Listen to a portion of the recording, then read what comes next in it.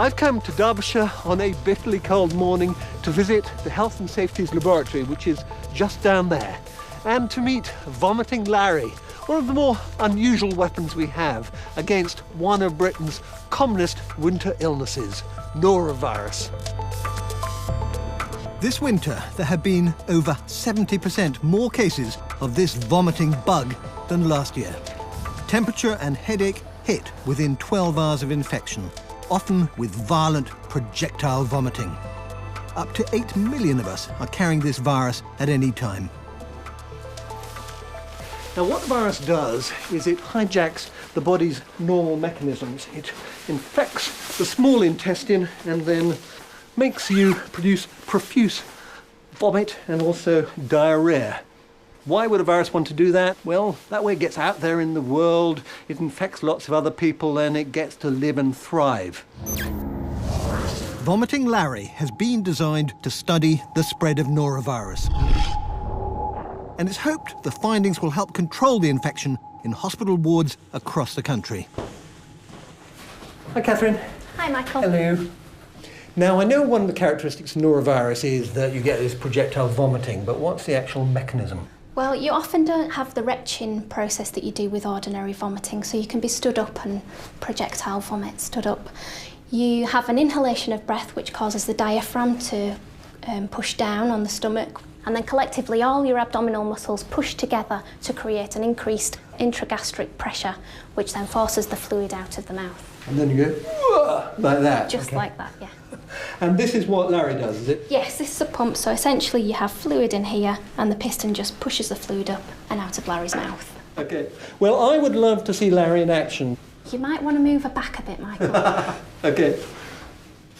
Someone with norovirus can be sick within seconds of feeling nauseous. So often there's not time to contain the roughly 1 litre of vomit which is produced, which is the same amount we're giving to Larry.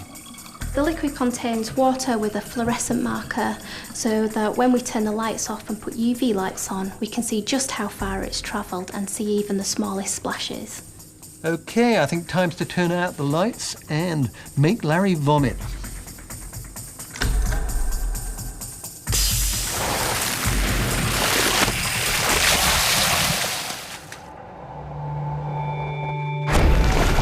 Vomiting spreads far more virus than either a cough or a sneeze. Each time you throw up, about 1 billion norovirus particles are released. Here, under UV lights, we can see just how far this virus can travel. The floor is divided into squares of 20 centimetres, showing the vomit has spread 3 metres forwards and sideways. Well, that was impressive. He certainly lived up to his name. It seemed to spew out. What I'm going to do now is turn on the normal lights. I'm going to go in there and clean up the mess. And then afterwards, we'll turn the UV light back on and we'll see how well I've done. Whoa, what have we got here? Okay.